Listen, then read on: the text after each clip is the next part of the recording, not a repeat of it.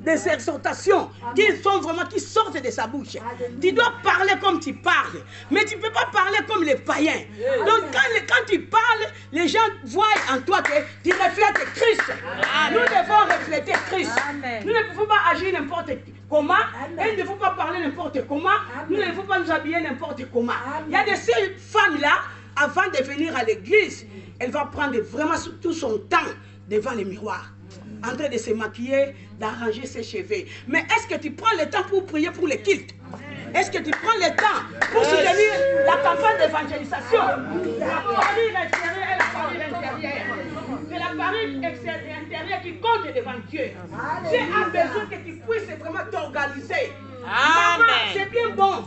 C'est bien bon de te maquiller. Mais tu dois savoir que tu es maman dans le Seigneur. Tu ne peux pas te maquiller n'importe comment. Tu ne peux pas mettre n'importe quelle perruque. Tu ne peux pas mettre n'importe quel cheveu. Parce que toi-même, ton Dieu te rappelle. Nous savons que nous avons déjà écouté cette parole. Mais nous savons qu'aujourd'hui, Dieu est en train de nous parler. Une femme dans le Seigneur qui représente les valeurs spirituelles. C'est une femme que, quand il parle, les gens voient Jésus en elle. C'est une femme qui est soumise à son mari. C'est une femme qui est vraiment toujours, tout le temps, elle est là dans son église. Elle est présente, elle participe à toutes les activités de son église. Mais qu'est-ce que nous voyons aujourd'hui? Ah non, tu commences à compter les dimanches. Quand ce dimanche-là, tu étais là, l'autre dimanche, tu dis que non, je ne serai pas là.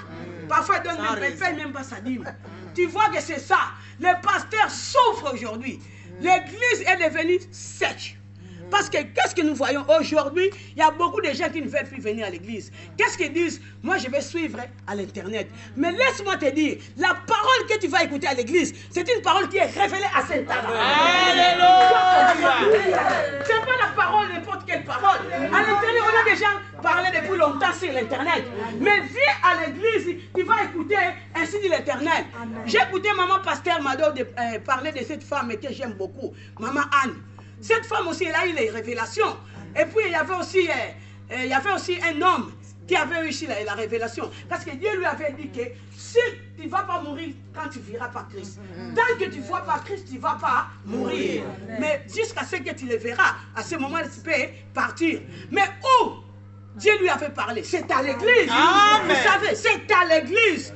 Nous savons même les joueurs qui jouent le football. Ils font les entraînements. Ils font les entraînements. S'ils font les entraînements. Ils font les entraînements. Alors, s'ils font les entraînements pour être aptes le jour du match, mais bientôt Jésus-Christ va revenir pour prendre son église. Toi, tu ne veux pas écouter la parole de Dieu. Tu ne veux pas incarner les valeurs spirituelles. Tu ne veux pas te réfugier à Dieu.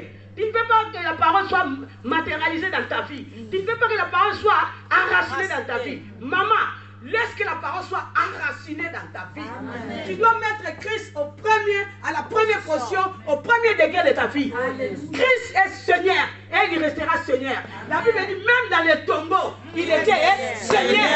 Christ ne change pas. Amen. Mais c'est lui qui peut changer ta vie. Amen. Vous savez, il avait changé la vie des gens. Amen. Maman, laisse-moi te dire, tu dois prendre ta décision. Quel est cet homme que tu sers? Est-ce que tu es obéissante à la parole de Dieu?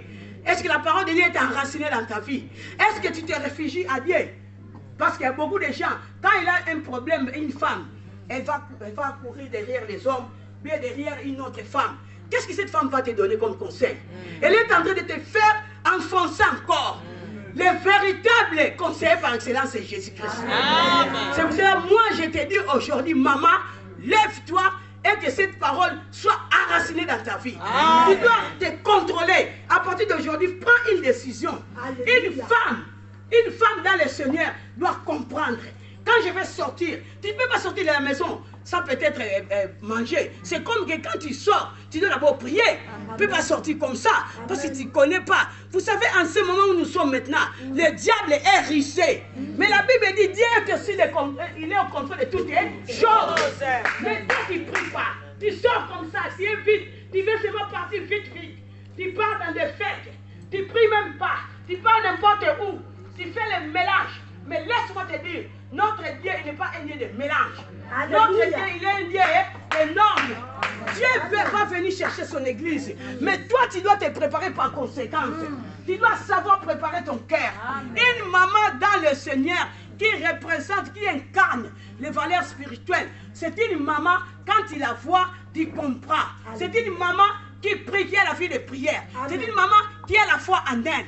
C'est une maman qui a la tête haute. Qu'il pleuve, qu'il neige, elle n'a pas peur. Parce qu'elle connaît, comme Job avait dit, dans Job chapitre 19, verset 25, je connais que mon Rédempteur est vivant. Il se lèvera le dernier sur cette terre. Toi, quel est ton Rédempteur? Ton Rédempteur est qui? Donc tu dois t'élever, maman. Tu dois comprendre, il faut te révolutionner. Non, non, non, ça suffit maintenant. Dieu est au contrôle de toutes les choses. Nous devons savoir, nous devons nous réfugier à Dieu. Nous devons avoir une vie de prière. Nous devons lire la parole de Dieu afin que la parole de Dieu soit matérialisée dans nos vies. Et puis nous devons vraiment incarner les valeurs spirituelles. Parce qu'une maman qui incarne les valeurs spirituelles, même dans sa maison, elle obéit à son mari. Elle écoute les conseils de son mari. Mais aujourd'hui en Europe, vous savez, moi j'ai toujours dit une parenthèse. Vous savez, j'ai dit que la maison des femmes bâties, ça c'est l'Europe qui a fondé. Parce que oui, c'est l'Europe qui a fondé. Oui, la maison des femmes bâties. Une femme dans le Seigneur peut aller dans la maison des femmes bâties? Non. Non. Merci maman. Une femme dans le Seigneur peut aller dans la maison des femmes bâties? Non. L'émancipation est diabolique. Nous sommes les enfants de Dieu. Nous savons que l'homme est le chef de la femme. Savez, le chef de l'homme, c'est Jésus-Christ lui-même, le chef de l'église. Mais aujourd'hui, nous ne comprenons pas. Ça sonne mal, hein? Je sais que ça sonne mal. Mais c'est la vérité, c'est la parole de Dieu. Nous devons comprendre. La femme n'est pas faite pour que l'homme puisse en faire son esclave. Mais nous devons obéir à la parole de Dieu. Amen. Oui, mes bien-aimés. Nous allons encore lire dans Juge chapitre 4, verset 4 à 5. Oui, maman Clémence, tu peux continuer à lire.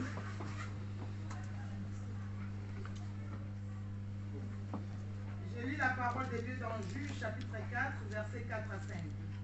Dans ce temps-là, Déborah, prophétesse, femme de Lapido, était juge en Israël.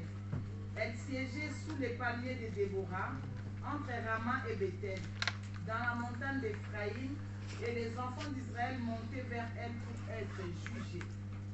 Je continue. Amen, ça va comme ça. Ici, on nous parle de Déborah.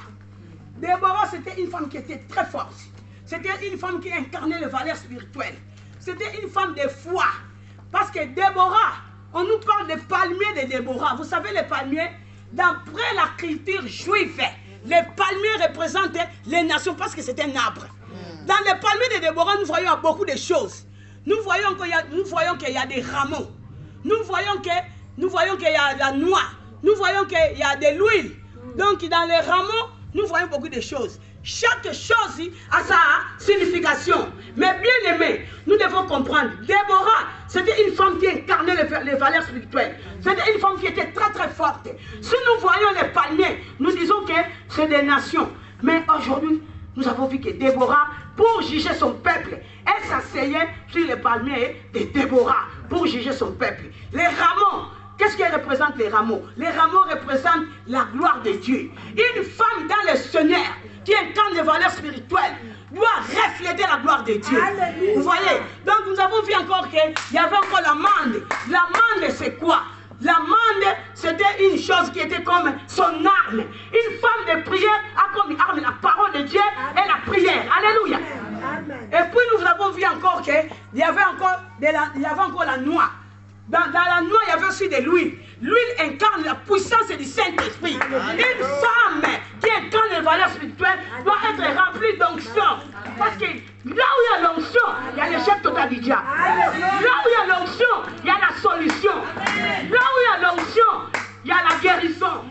Parce que le diable, parfois, il est effacé devant l'onction. Vous savez, l'onction brise les jours. L'onction change tout. Alors, tu dois te tenir debout. L'onction, tu peux l'acquérir comment? C'est dans la prière. C'est en lisant la parole de Dieu. Quand tu lis la parole de Dieu, quand tu pries, tu vas acquérir l'onction. Moi, parfois, ça me fait triste, ça me fait mal. En voyant beaucoup de femmes qui font bien, même beaucoup d'hommes de Dieu, qui font derrière les féticheurs, les gens qui prédisent l'avenir pour entrer dans des loges, pour avoir l'onction. Mais l'onction, tu peux en trouver en Jésus. Jésus a tout. C'est prière. Ce n'est pas mort. Toi, tu veux aller prendre la place de Jésus. Tu vas aller dans des loges pour que tu puisses faire tomber les gens ou bien pour faire des miracles. Mais laisse-moi te dire, Jésus-Christ est mort, mais il n'est pas toujours dans les tombeaux. Il est ressuscité. Il est à la droite du Père. Tu ne peux pas prendre sa gloire. Même si tu es dans les loges est effacé devant Jésus. Jésus, il a la puissance de toutes les choses. Il est le tout puissant. Mais bien aimé, laisse-moi te dire, sans Jésus, nous sommes rien. Comme vient de dire passer grâce à ici. Sans Jésus, nous sommes rien. Nous devons vaquer dans la prière. Tu vas acquérir l'onction. Parce que les gens, qu'est-ce que nous avons aujourd'hui? Aujourd'hui, nous ne voulons plus prier. Nous voulons faciliter les choses. Tu croises les bras, tu veux que l'onction puisse se trouver. Non! Toi, tu dois chercher Dieu. Vous savez, Dieu est glissant. Il faut le chercher par les temps de prière. Il y a des moments où tu te retires. Quand les gens mangent, toi, tu gères. Quand les gens dorment, toi tu fais. C'est comme ça, il faut se mettre debout. Déborah avait l'onction. Elle jugeait son peuple. Elle avait beaucoup de capacités, cette femme. Moi, j'aime beaucoup Déborah.